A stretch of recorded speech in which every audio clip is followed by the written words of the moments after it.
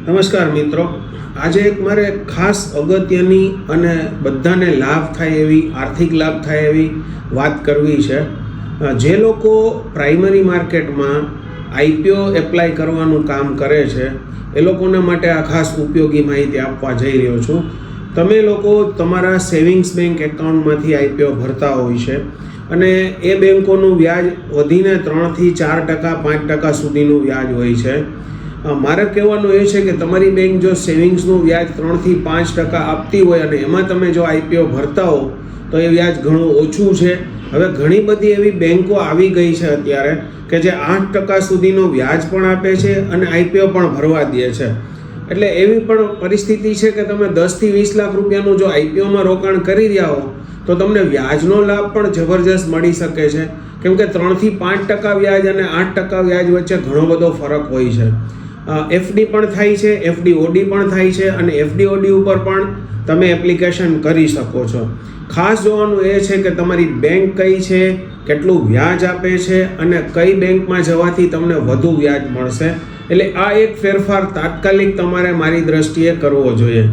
બીજું, આવનારા સમયમાં 2 વર્ષમાં 1000થી વધુ આઈપીઓ આવી રહ્યા છે, ત્યારે આવા સમયે એક રૂપિયો જે વ્યાજનો તમને ફાયદો થશે એ લાંબા ગાળે જોવા જશો તો હજારો અને લાખોમાં હશે।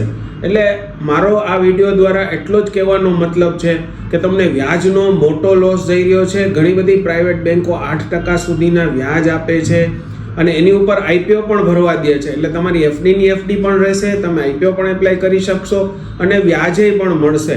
એટલે તાત્કાલિક 3થી 5% જે બેંકમાં વ્યાજ મળે છે એ બંધ કરી અને નવી બેંકોમાં એકાઉન્ટ ખોલાવીને 8% સુધીના વ્યાજનો લાભ લેવો જોઈએ। બીજું ખાસ એ કહેવાનું છે કે જે લોકોને લોન્સ અગેન્સ્ટ સિક્યુરિટીઝ છે કે હોમ લોન મળી રહી છે અથવા તો કોઈ પણ પ્રકારે લોન્સ અગેન્સ્ટ પ્રોપર્ટી મળતી હોય તો 10થી 11% સુધીની આ લોન મળતી હોય છે।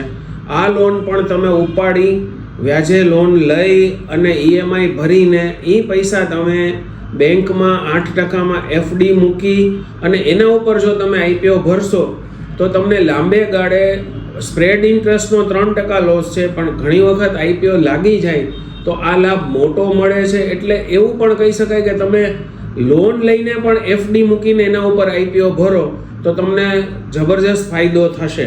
બીજું ખાસ એ કહેવાનું છે કે આપણે 2 દિવસ પહેલાં વાત થઈ હતી કે થોડુંક વેલ્યુ બાઇંગ લાગે છે, પ્રી બજેટ રેલી લાગે છે, જે આપણને અત્યારે બજારમાં જોવા મળી રહી છે।